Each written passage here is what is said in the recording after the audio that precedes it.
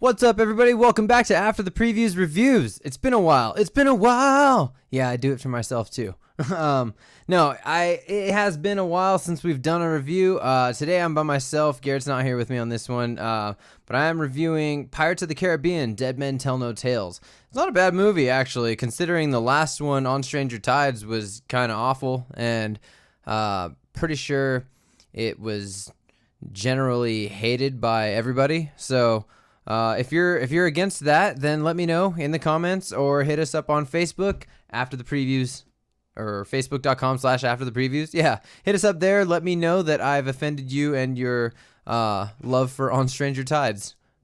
Misplaced may it be. Anyway, Dead Men Tell No Tales is actually not a bad movie. This one is it's the 5th movie in the Pirates of the Caribbean franchise.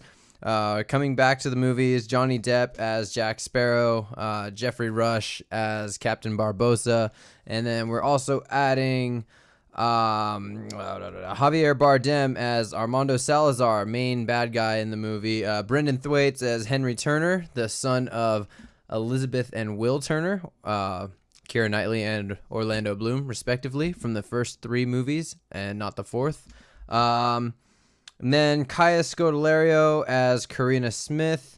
The new characters, they were pretty cool. I mean, not pretty cool as in like, wow, man, great addition to the movie. Not like that. I guess they were just cool in the idea that I didn't feel like, oh God, they added these new characters and it ruins the film.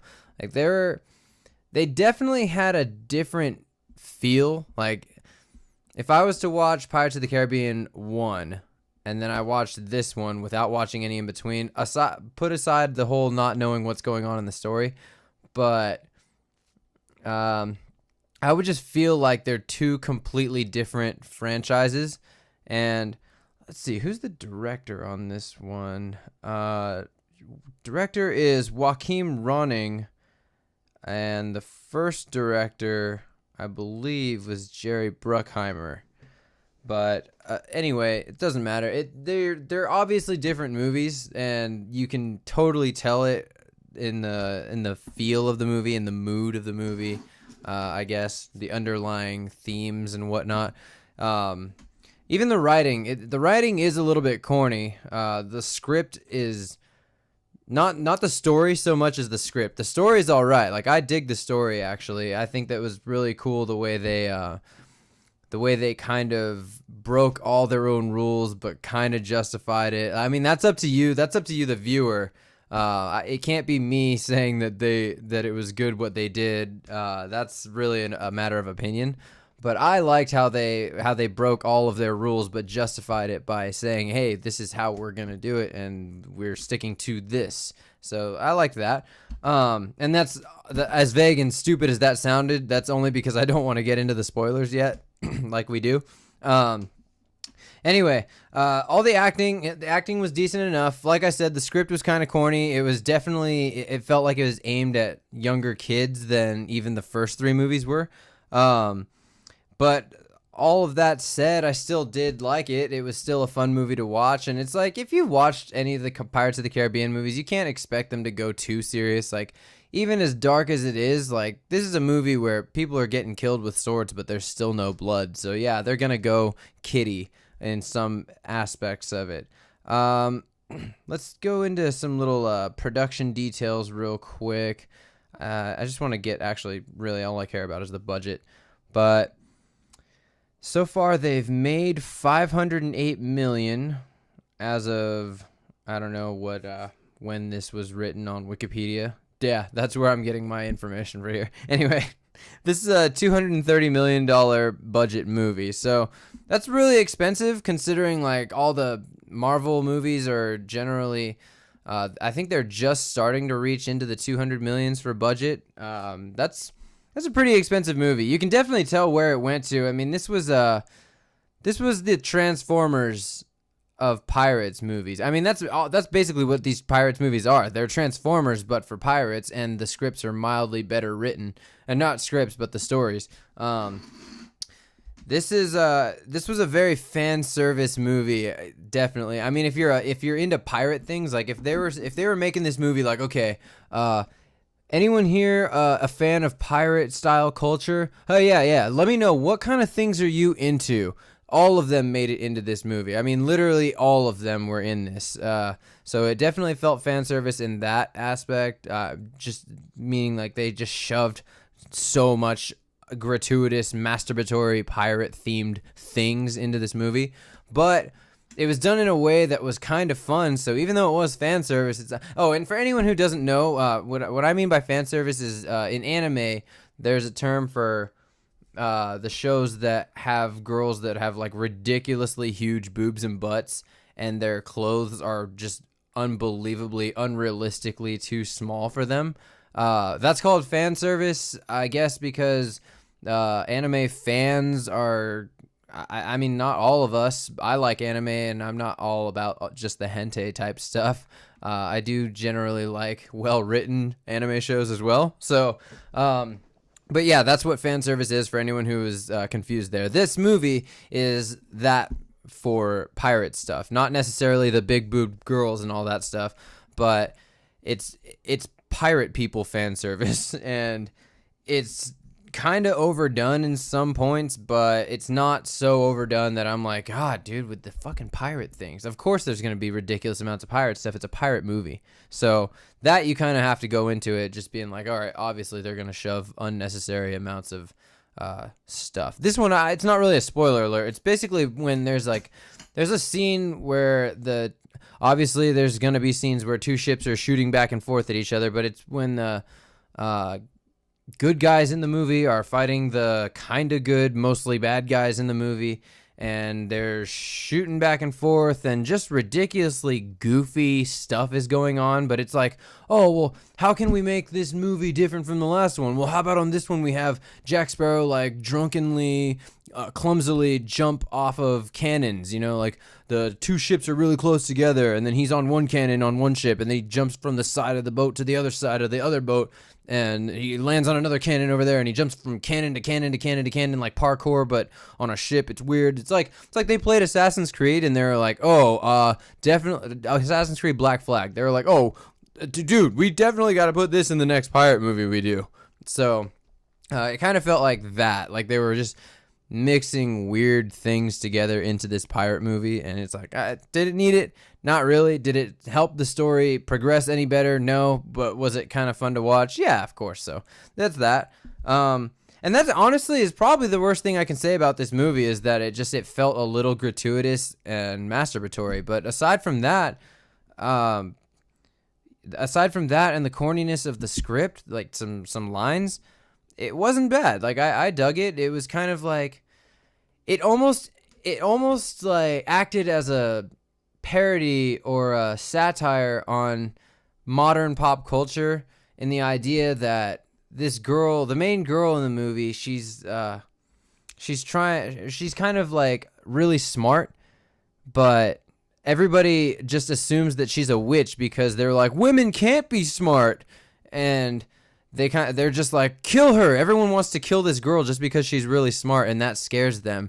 And I think that's funny because you see that in society nowadays. It's like people who go out of their way to try to learn things, scientists and people who are just generally interested in science. They get made fun of. People just don't take them seriously because they're like, oh, you and your science, that disagrees with me and my beliefs, so you're wrong. And I think that's kind of funny that they wrote that as such an obvious theme in this movie. And I don't know if their intent was to satirize culture and society right now, or if that was just them being like, well, people were stupider back then. Like I don't know if that was their intent, but if it was, I applaud them, because that I actually really enjoyed. So that all this put together, I want to say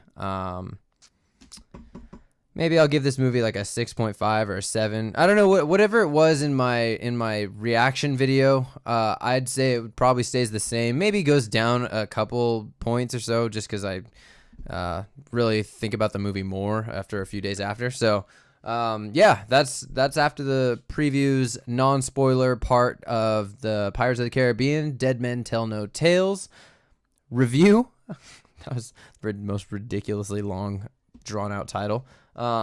yeah, that's the non-spoiler part of this. We're going to get into the spoilers right now. So for everybody who is new here, check us out on YouTube, youtube.com/afterthepreviews, facebook.com/afterthepreviews, twitter.com/afterthepreview, no S because we couldn't afford it, is the running joke here.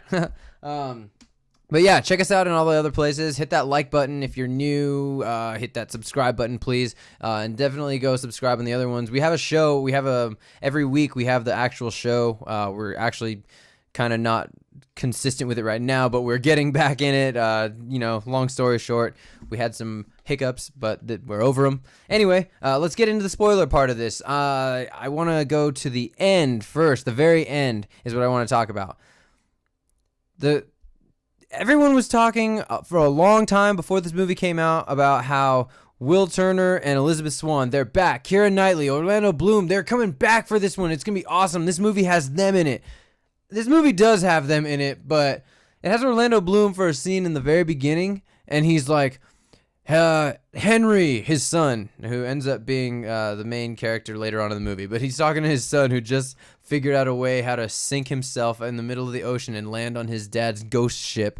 If you don't remember, Will Turner is now fucking Davy Jones. He's still Will Turner, but he took Davy Jones' spot. So he's underwater. His ship is underwater, not even technically existing. And his son is just like, yeah, I read some pirate myths. I'm going to do this. Sinks himself down to the ocean, lands on his dad's ship. His dad goes back up to the surface so his son doesn't drown. He's like, Henry, you can't be here, dude. I'm sorry. I told you. You got to stay on land. This is no life for you. He's like, I'll stay with you, Dad. And he's like, you can't stay with me. Look at me, my life. It sucks. And he's like, all right, fine, I won't. And he's like, but I swear to God, I'm going to free you. And so that's it. So that's the only scene with Orlando Bloom until the very, very, very end where it's like, dude, if you just didn't have Orlando Bloom show up in this movie, you would have saved a bunch of money and the movie probably would have been less corny.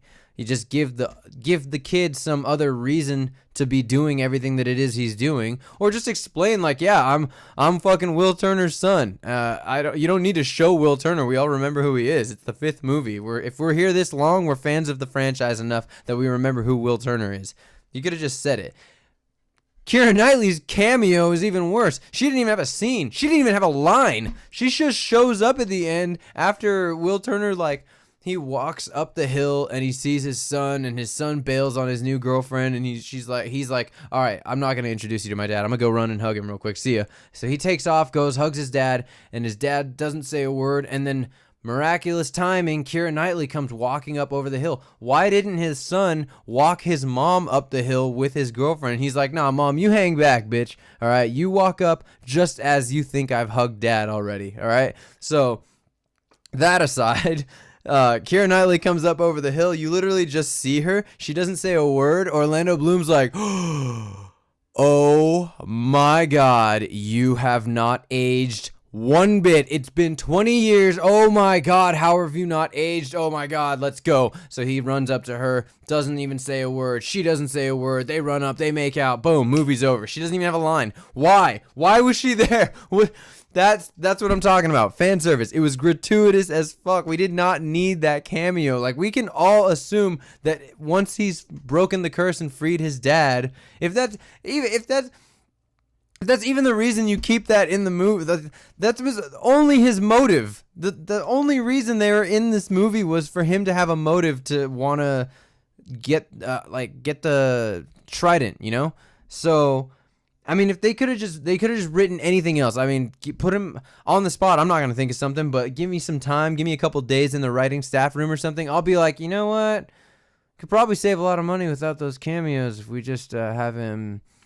Maybe he is trying to do something for some money. I don't know. What would he do for money? Blah, blah, blah. You just think, you brainstorm on shit like this and you think, how do we not do dumb shit in our movie? Now, maybe I'm wrong. Maybe there's a whole fucking fan base of pirate geeks out there who are like, oh my God, what is Kyle talking about? You mean he didn't want Orlando Bloom back? I did want Orlando Bloom back, but I wanted him back for like a scene and like maybe like the resolution of the movie towards the end, they kind of like how they did in Pirates 3, where it's like boom, the ship comes back, and that would have been a cool fucking homage to Pirates 3 if during the last scene maybe their ship's about to go down again, or maybe the Black Pearl's fucked again, and then all of a sudden Davy Jones's ship comes back up, and oh man, now I can't think of it. Is it the Queen Anne's Revenge?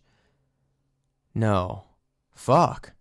That's Blackbeard's ship, isn't it? I don't know. Fuck my fucking pirate culture, man. Davy Jones, whatever. His ship comes up, and Will Turner's like, hold on, son, I got you. Boom, boom, boom, boom, boom, boom, boom. Takes out Salazar and his ship. Like, I don't know. Like, I mean, the ending they picked wasn't bad. It wasn't like awful or anything. I thought the thing with Barbossa, that was primo. Like, that was awesome. I don't care. Anyone can say whatever they want about that scene. When she goes, what am I to you? And he says, treasure. Boom, fuck. I was like, oh, Pirates 5 hitting me in the feels. Thought they couldn't do that anymore. Shit. But I don't believe he's dead, because how many times has Barbossa died in this fucking franchise? How many times has anybody died in this franchise? Has anyone stayed dead? If you stayed for the 5 after the credits scenes, wait, were there? No. I'm thinking of Guardians of the Galaxy. There's only one in this one. But if you stayed for the after the credits scenes, that there's a dumb kind of teaser, and I really hope it's not a teaser for Pirates 6, but Davy Jones and his claw and his fucking barnacles are there on the floor. And yet, again, Keira Knightley is in the scene. She doesn't have a line. She's in 2 cameo scenes that you have to stick around for if you even want to see them. But she's in 2 of them and no lines. Why spend the money? It's like, if they didn't spend the money on her and Orlando Bloom being in this, but I don't believe he's dead, because how many times has Barbossa died in this fucking franchise? How many times has anybody died in this franchise? Has anyone stayed dead? If you stayed for the 5 after the credits scenes, wait, were there? No. I'm thinking of Guardians of the Galaxy. There's only one in this one. But if you stayed for the after the credits scenes, that there's a dumb kind of teaser, and I really hope it's not a teaser for Pirates 6, but Davy Jones and his claw and his fucking barnacles are there on the floor. And yet, again, Keira Knightley is in the scene. She doesn't have a line. She's in 2 cameo scenes that you have to stick around for if you even want to see them. But she's in 2 of them and no lines.